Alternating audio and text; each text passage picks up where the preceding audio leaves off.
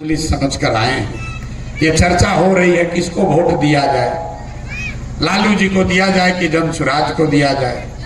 मेरे भाई, हम आपसे चुनाव की चर्चा नहीं करने आए। वोट जिसको देना है उसको दीजिए। अगर आप जनसुराज को वोट दे भी देंगे, जितेंद्र पासवान जीत भी जाएंगे, उससे क्या हो जाएगा? उससे प्रशांत किशोर की जिंदगी नहीं बदलेगी, उससे आपके बच्चों को पढ़ाई नहीं होगा, उससे आपका विकास नहीं होगा। विधायक का कितना औकात है? विधायक बहुत खुश होंगे तो नाली गली बनवा देंगे। विधायक आपकी जिंदगी नहीं बदल सकता है। आपको मशवरे की जरूरत इस बात के लिए है क्योंकि जिस कौम की कुरान की पहला शब्द ही है इकरा, आप रोज कहते हैं इकरा बिस्म रब्बे। जिस कौम का पहला शब्द अल्लाह का पहला शब्द है पढ़ो, वो कौम आज देश की सबसे अनपढ़ कौम है। इसलिए आपको मशवरे की जरूरत है। इसलिए नहीं मशवरे की जरूरत है कि वोट आप जनसुराज को दीजिए कि राजद को दीजिए। मशवरे की जरूरत इसलिए है कि आपके हदीस में यह कहा गया कि हर मुसलमान का ये फर्ज है आप अपने बच्चों के साथ इंसाफ आपको करना है। ये हिंदुओं के धर्म में ऐसी बात नहीं लिखी गई है। मुसलमानों के हदीस में ये लिखा गया है कि हर मुसलमान का ये फर्ज है कि आपको अपने बच्चों के साथ इंसाफ करना है, उसको अच्छा नाम देना है, उसकी तालीम और तरबियत करनी है, उसकी अच्छी परवरिश करनी है। और यहाँ बैठा हुआ जितना मुसलमान है, ज्यादातर लोग आप अपने बच्चों के साथ चाह कर भी इंसाफ नहीं कर पा रहे। आप चलिए हमारे साथ अपने गांव में, आधा से ज्यादा बच्चे जो आपके रास्ते में मिलेंगे उनके शरीर पर कपड़ा भी नहीं है, आपके बच्चों के पैर में चप्पल नहीं है, आपके बच्चों के लिए पढ़ाई की व्यवस्था नहीं है। आपके बच्चे अगर बीमार पड़ते हैं उसके लिए दवा डॉक्टर अस्पताल नहीं है।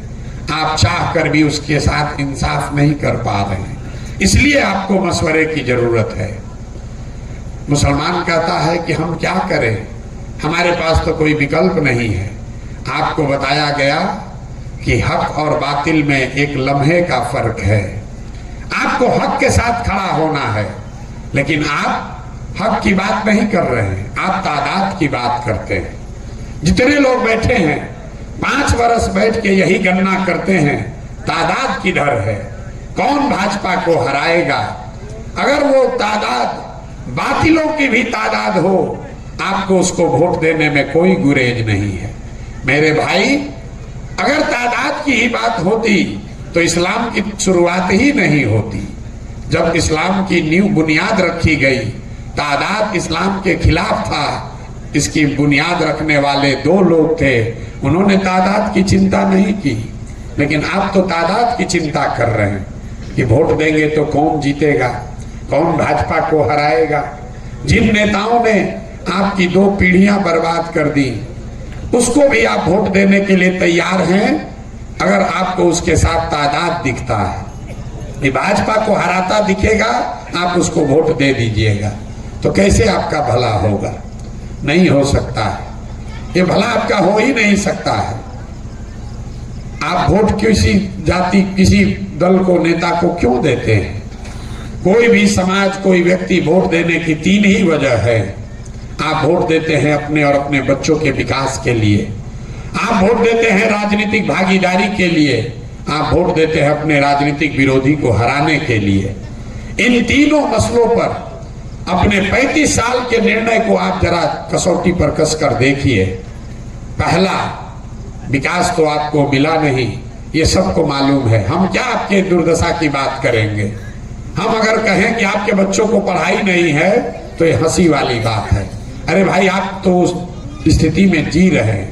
आप अपने नालियों की, गलियों की, सड़कों की, गांव की स्थिति देख रहे हैं। तो विकास आपको मिला नहीं है तो सब सहमत है। लेकिन आपको लगता है राजद हमारा दल है, ये हमको भागीदारी, हिस्सेदारी देगा। तो चलिए भागीदारी के नजरिए से जांच लिया जाए। आबादी के हिसाब से बिहार में 40 विधायक, कम से कम 40 विधायक मुसलमान होना चाहिए।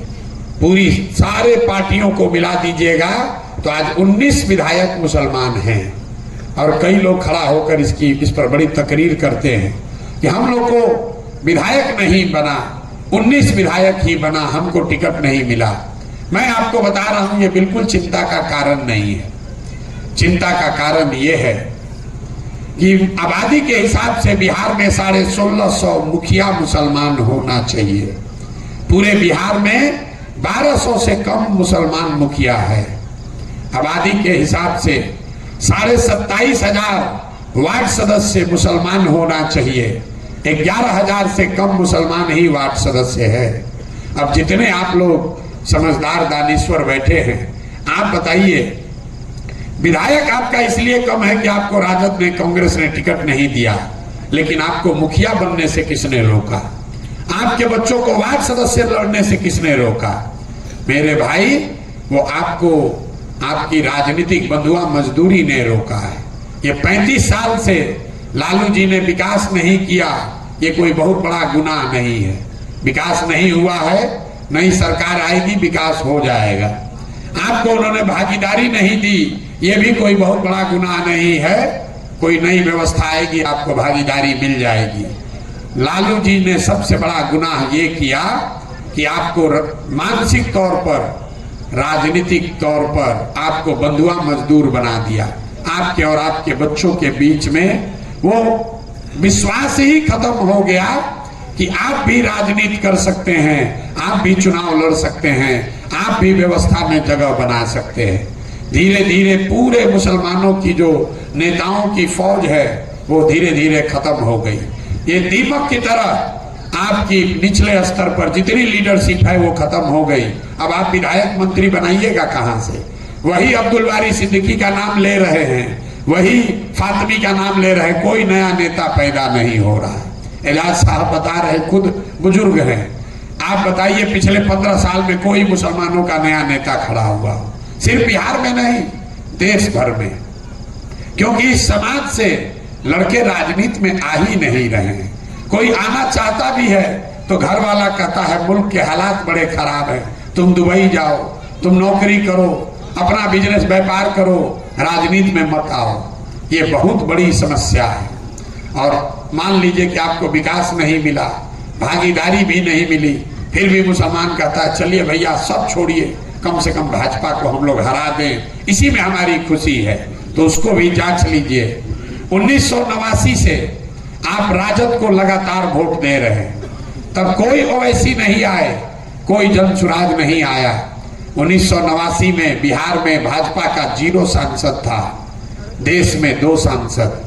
आज देश में भाजपा का 240 सांसद है, बिहार में उनके गठबंधन का 30 से ज्यादा सांसद है।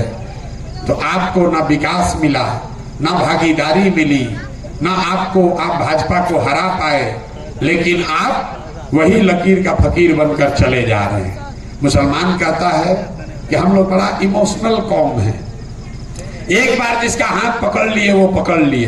भाई ये तो इस्लाम के विरुद्ध की बात है। इस्लाम में आपको ये नहीं कहा गया है कि बिना सोचे समझे किसी रास्ते पर चलते रहो। अगर रास्ता में कुछ गलती है तो आपको ये सिखाया गया है कि रुकिए, बैठिए, मशवरा कीजिए और फिर आगे का रास्ता निकालिए। आप वो नहीं कर रहे हैं, इसीलिए आपकी ये दुर्दशा हो रही है। आप सोचते हैं कि आज जनसुराज में चलेंगे, सोच रहे हैं कि जनसुराज में चलेंगे तो हमारा भला होगा। हम आपको बता रहे हैं, अगर आप हमारे पीछे भी चलेंगे तो वहां पर भी ठगे जाएंगे। किसी के पीछे चलिएगा तो ठगे जाइएगा। आपने कभी सोचा? लोग कहता है भैया मुसलमान अकेले क्या करेगा? भाई लालू जी की जमात कितनी है? 15%।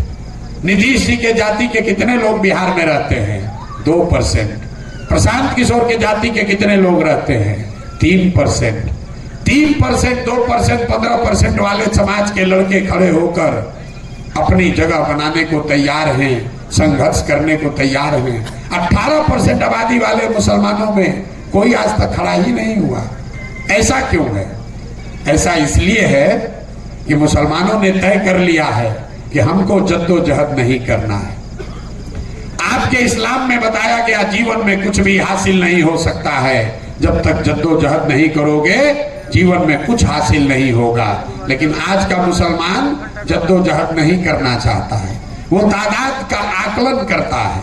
5 साल घर में बैठकर इस बात का आकलन करता है कि तादाद किधर है, कौन भाजपा को हटाएगा, कौन नया रहनुमा पैदा हुआ है, ममता बनर्जी है कि लालू है कि प्रशांत किशोर है। मेरे भाई, जब तक आप अपने लिए खड़े नहीं होइएगा, किसी के पीछे चलने से आपका भला नहीं होने वाला है। वोट आप जिसको देना है दीजिए, नहीं सुधरने वाला है ये। मैं गलत बात आपको नहीं कहना चाहता हूँ, ये सुधर ही नहीं सकता है, क्योंकि आप सुधरने को तैयार नहीं है।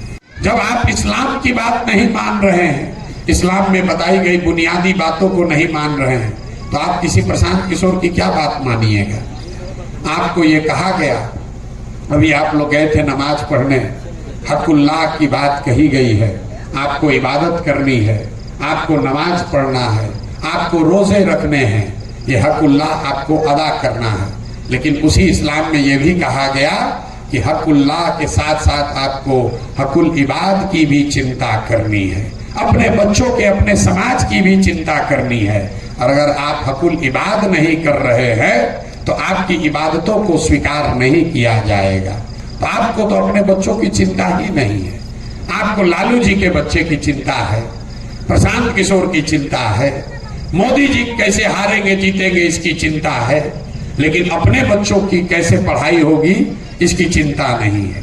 तो जन सुराज में हम जाकर गांव गांव आपको यही बता रहे हैं। और कुछ कीजिए या मत कीजिए, कम से कम इस्लाम में जो राजनीतिक सामाजिक जीवन में आगे के रास्ते के लिए जो बुनियादी बातें बताई गई हैं, आप उसको स्वीकार कर लीजिए। आगे का रास्ता अपने आप आपको दिखेगा, विकल्प भी दिखेगा और आपको सफलता भी मिलेगी। लोग कह रहा है भैया यहाँ MY समीकरण है। हम आपको अब सब सुनने के बाद मुसलमान कहता है ना, बात तो ये अच्छी है, लेकिन चुनाव कैसे जीतेंगे? तो हम आपको 2 मिनट में बता देते हैं चुनाव कैसे जीतिएगा। आपको लगता है MY समीकरण से जीतेंगे, भाई बिहार में MY समीकरण तो है नहीं, YM समीकरण है। लालू जी ने आपको खाली इतना ही गलत कहा, YM के MY कह दिया। ये समीकरण है YM। जहां पर यादव समाज के लोग खड़े होंगे वहां मुस्लिम समाज के लोग 100% वोट देते हैं, लेकिन जैसे ही मुस्लिम समाज का कोई खड़ा होगा तो आधे से ज्यादा यादव भाजपा को वोट दे देगा। ये चीज आप देखते होंगे अपने जीवन में। लेकिन ऐसा बात नहीं है कि ये यादव आपके साथ धोखा कर रहा है। अगर ये समीकरण आप सवर्ण के साथ बना ले, कुशवाहा दलित के साथ बना ले, वहां पर भी यही होगा। ये गलती यादवों की नहीं है।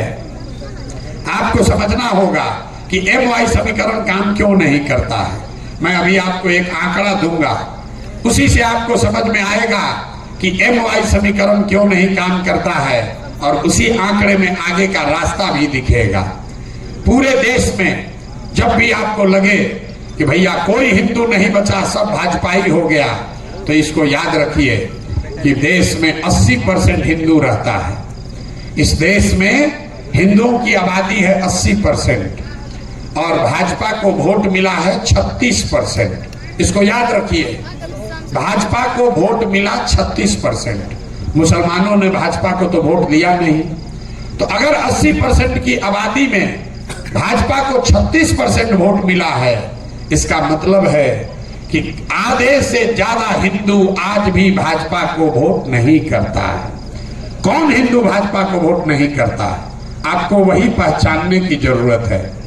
जो गांधी के विचारधारा को मानने वाला हिंदू है, वो किसी जाति का हो, वो यादव हो या ब्राह्मण, कुशवाहा हो या दलित, गांधी को मानने वाला हिंदू विचारधारा के आधार पर भाजपा को वोट नहीं करता है। जो बाबा साहब अम्बेडकर को मानने वाला हिंदू है, वो भी भाजपा को वोट नहीं करता है, वो किसी जाति का हो। जो कम्युनिस्ट विचारधारा को मानने वाले हिंदू हैं, वो भी किसी जाति के हों, वो भाजपा को वोट नहीं करते हैं। और जो लोहिया जयप्रकाश के समाजवाद को मानने वाला हिंदू है, वो भी भाजपा को वोट नहीं करता है। और यही वो 4 विचारधारा है जिन्होंने मुसलमानों के साथ मिलकर आजादी की लड़ाई लड़ी थी। तो अगर इन 4 विचारधारा के मानने वाले हिंदुओं के साथ मुसलमान सामाजिक राजनीतिक गठजोड़ बना ले तो 40% हिंदू और 20% मुसलमान, आप हुए 60 और भाजपा हुई 40, और उसी से भाजपा को बिहार और देश में मुकम्मल शिकस्त दी जा सकती है। यही वो फॉर्मूला है जिससे भाजपा को हराया जा सकता है, जाति के आधार पर नहीं, हिंदू मुस्लिम के आधार पर नहीं, विचारधारा के आधार पर। आपको ये समझना है, आपकी लड़ाई भाजपा से नहीं है। आपको तो यही नहीं समझ में आ रहा है कि लड़ाई आपकी है किससे। लोगों को लगता है कि आपकी लड़ाई मोदी से है, भाजपा से है। हम आपको बता रहे हैं आपकी लड़ाई भाजपा से नहीं है, आपकी लड़ाई है संघ से। संघ वो व्यवस्था है जो विचारधारा आधारित व्यवस्था है जिससे आपकी लड़ाई है। वो भाजपा जैसे दल को पैदा करता है, वो मोदी और योगी को बनाता है। तो आपकी लड़ाई है एक ऐसी विचारधारा आधारित व्यवस्था से जिसको गांधी मैदान में रैली करके नहीं बनाया गया, एक दिन में चुनाव के लिए नहीं बनाया गया। उस व्यवस्था को बनाने में उस विचारधारा के मानने वाले लोगों ने 50 वर्ष से ज्यादा 3 पीढ़ियों ने जद्दोजहद करके उसको बनाया है। तो अगर संघ की विचारधारा से लड़ना है, अगर गोडसे की विचारधारा से लड़ना है, तो आपको हमारे पास एक ही हथियार है। वो हथियार है महात्मा गांधी की विचारधारा को फिर से पुनर्जीवित किया जाए, क्योंकि वही विचारधारा है जिसमें गांधी, अंबेडकर, समाजवाद और कम्युनिस्ट विचारधारा के मानने वाले लोग मुसलमानों के साथ मिलकर उन्होंने गांधी के नेतृत्व में देश की आजादी की लड़ाई लड़ी थी। गांधी देश का आजादी का लड़ाई कौन लड़ा था? इसी 4 विचारधारा के लोगों ने लड़ा था, आपके पूर्वजों के साथ मिलकर लड़ा था। मुसलमानों ने और इन 4 विचारधारा के मानने वाले हिंदुओं ने मिलकर लड़ाई लड़ी थी। तो अगर आपको नई व्यवस्था बनानी है तो विचारधारा आधारित व्यवस्था बनानी पड़ेगी। खाली वोट देने से कुछ नहीं होगा, किसी को जिताओ किसी को हराओ, इसी चक्कर में लगे हुए हैं। मुसलमानों ने राजनीति को वोट देने से ज्यादा कुछ समझा ही नहीं है। आपके लिए राजनीति चुनाव के दिन का बटन दबाना है। किसको बटन दबाना है? कभी आपने ये नहीं सोचा महात्मा गांधी इतने बड़े लीडर, देश को आजाद कराया, उन्होंने कभी आपसे वोट नहीं मांगा। आपसे हमसे वोट लेकर गांधी जी ने देश को आजाद नहीं कराया। मौलाना आजाद ने वोट लेकर देश नहीं आजाद कराया।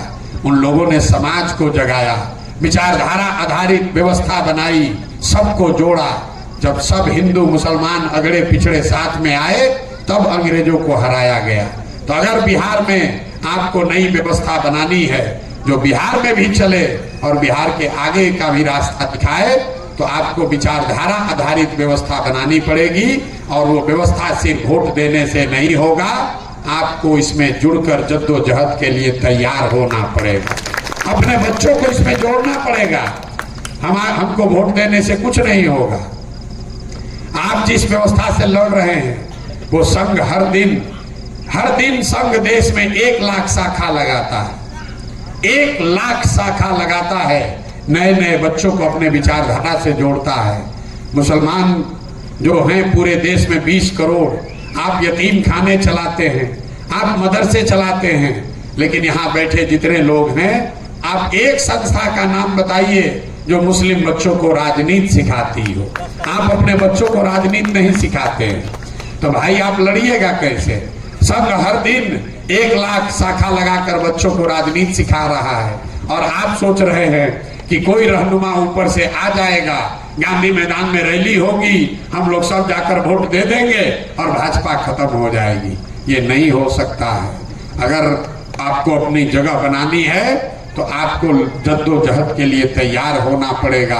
अपने बच्चों के पढ़ाई के लिए, रोजगार के लिए हमारे पीछे चलने से नहीं होगा।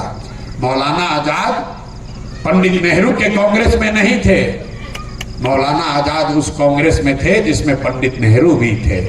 आप प्रशांत किशोर के जनसुराज में आएंगे, उससे कुछ नहीं होगा। उस जनसुराज में आइए जिसमें वसीम भी हैं, अहमद भी हैं, जिसमें प्रशांत किशोर भी हैं। ये जितना मेरा है उतना आपका होगा, तब आगे का रास्ता निकलेगा। और हम में और ओवैसी साहब में क्या फर्क है? ओवैसी साहब भी कह रहे हैं कि मुसलमानों को अपना नेतृत्व खड़ा करना चाहिए। फर्क बस इतना ही है कि हम भी वही कह रहे हैं कि नहीं, मुसलमानों का नेतृत्व किसी मुसलमान समाज के आदमी को ही करना होगा। लेकिन फर्क ये है कि ओवैसी साहब ये कह रहे हैं कि मुसलमानों का रहनुमा मुसलमान समाज का कोई व्यक्ति होगा जो अपने दम पर खड़ा करेगा, और जनसुराज ये कह रहा है कि मुसलमानों का रहनुमा कोई मुस्लिम समाज का लड़का होगा, लेकिन वो लड़का होगा जो चार विचारधारा के मानने वाले हिंदुओं को साथ में लेकर चले, वही आगे का रास्ता निकाल सकता है। अगर वो नहीं करेंगे तो आप 20 हो जाइएगा, भाजपा वाले 80 हो जाएंगे, आप उसको कभी नहीं हरा पाएंगे। यही वो रास्ता है। आप वोट जिसको देना चाहते हैं दीजिए, लेकिन इमामगंज में आपके पास एक अपॉर्चुनिटी है, एक ही फायदा है आपके पास, क्योंकि आप अगर वोट देते हैं, जितेंद्र पासवान को जनसुराज को दे दिया वोट, उससे आपका कोई फायदा नहीं है। लेकिन एक चीज होगा, जब यहाँ का बैलेट बॉक्स खुलेगा, जब ईवीएम खुलेगा और वहां पर राजद वालों को दिखेगा कि यहाँ 5 वोट मिला या 10 वोट मिला, या मुसलमानों ने वोट हमको नहीं दिया, तो पहली बार आपके द्वारा पूरे राज्य में मुसलमानों को ये मैसेज जाएगा कि इमामगंज के मुसलमानों ने ये तय किया है कि अब हम लोग मुफ्त में किसी लालटेन में किरासन तेल बनकर जलने के लिए तैयार नहीं। और इसका बड़ा फायदा आपको ये होगा कि चुनाव के बाद जनसुराज आपके लिए कुछ करे या ना करे, जो राजद वाले 30-35 साल से कहता है कि जाएगा कहां, हमसे लिख कर ले लीजिए। हम राजद की ओर से बोल रहे हैं, राजद के लोग आपके घरों तक आएंगे, आपसे पूछेंगे कि भैया क्यों नाराज हो, क्यों नहीं वोट दिए, क्योंकि अभी वो सुन रहा है कि मुसलमान जनसुराज की बैठकों में जा रहा है, लेकिन उनका अहंकार इतना है, वो जानता है कि मुसलमान जाएगा कहां, मुसलमान जाएगा कहां। वो समझता है कि कितना भी बात हो जाए, कितनी भी तकरीर हो जाए, रोके गा के हंस के गाली दे के मुसलमान वोट लालटेन को ही देगा। तो मैं आपको इतना ही कहूंगा, वोट जिसको देना है दीजिए, लेकिन एक बार अपने कौम की राजनीतिक बंधुआ मजदूरी खत्म करने के लिए लालटेन को छोड़कर किसी का बटन दबा दीजिए। पूरे राज्य में मैसेज जाएगा कि मुसलमानों ने राजद से अपनी बंधुआ मजदूरी को खत्म कर दिया है। कौन जीतेगा कौन हारेगा इसका कोई राज्य पर असर नहीं है। जो सत्ता में है वो सत्ता में रहेगा, जो विपक्ष में है वो विपक्ष में रहेगा।